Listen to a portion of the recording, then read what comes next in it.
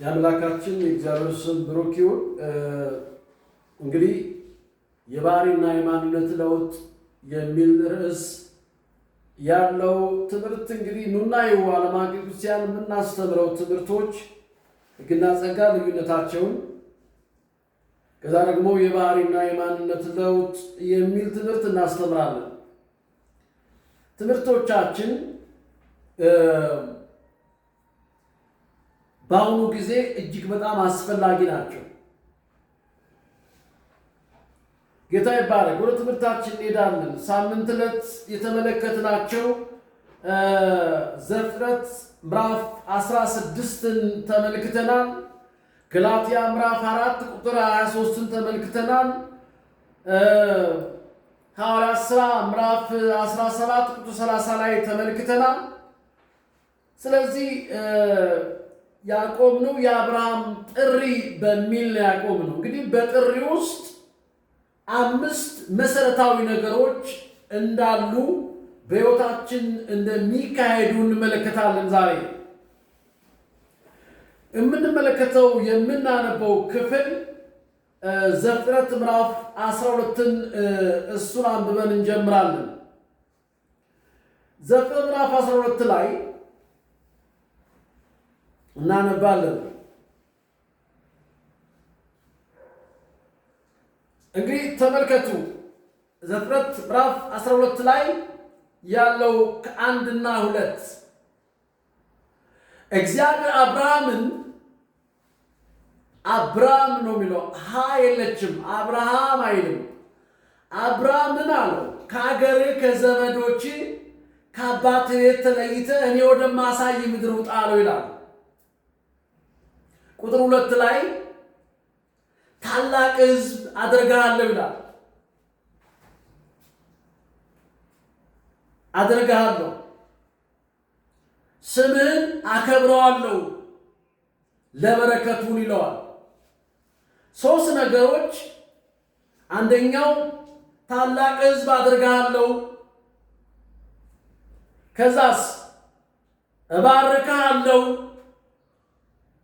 ስምህን ገናና አደርገዋለሁ የሚል ተቀምጧል እዚህ ጋር። እንግዲህ ከተጠራን ከጨለማ ወደ ብርሃን መተን በእግዚአብሔር ቤት በምንኖርበት ጊዜ በረከት አለ። አንዳንዶች ብልጽግና የምትለዋን ቃል አይፈልጓትም፣ አይወዷትም።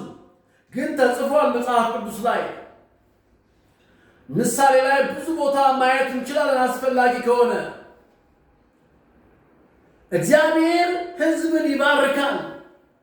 አንድ ሰው ከጨለማ ወደሚደነቅ ብርሃን ከመጣ ቀን ጀምሮ እግዚአብሔር ሕይወቱን መለወጥ ይጀምራል። ትክክለኛውን በረከት፣ የእጁን በረከት፣ የጤና በረከት፣ የቤተሰብ በረከት፣ የመኖር ትርጉም በረከት።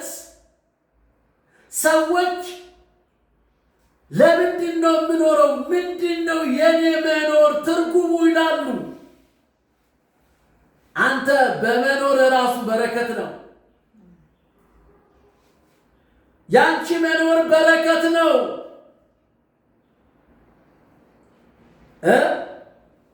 ስለዚህ በረከት አለው። አብርሃም ከተጠራ በኋላ እስኪለወጥ ባህሪው እስኪቀየር በጥሪ ውስጥ እንግዲህ አሮጌ ማንነት፣ አሮጌ አስተሳሰብ፣ አሮጌ እይታ፣ አሮጌ ነገሮች አሉ።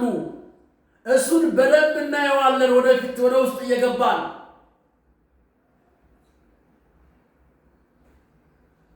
ጌታ ኢየሱስ ክርስቶስን አምነን ተቀብለን የሕይወታችን ጌታና ዳኛ አድርገን ከተቀበልን ጀምሮ ሁሉ ነገር አልቋል ማለት አይደለም።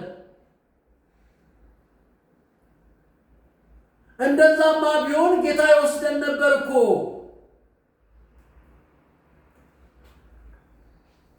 ይኸውልህ በውስጥ ሰውነታችሁ በመንፈስ በኃይል ትጠነክሩ ዘንድ ይላል። ስለዚህ ተጠርተሃል፣ መጥተሃል። በጥሪ ውስጥ ግን ብዙ ውጣ ውረዶች አሉ። ተጠርተሃል ማለት ቀጥታ ወደ መድረክ ትወጣለህ ማለት አይደለም። ትሰራለህ፣ ትበጃለህ።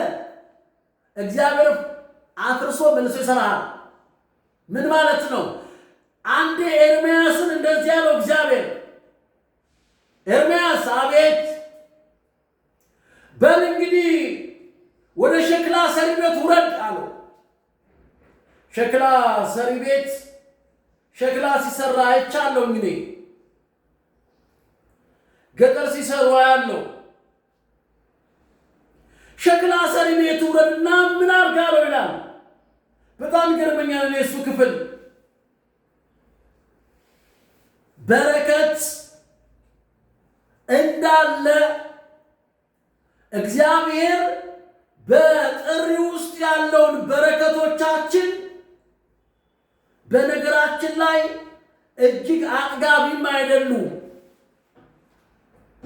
እንትን ናቸው ማለት ማስታገሻ ናቸው። በጥሪ ውስጥ ያለ በረከት ማስታገሻ ነው።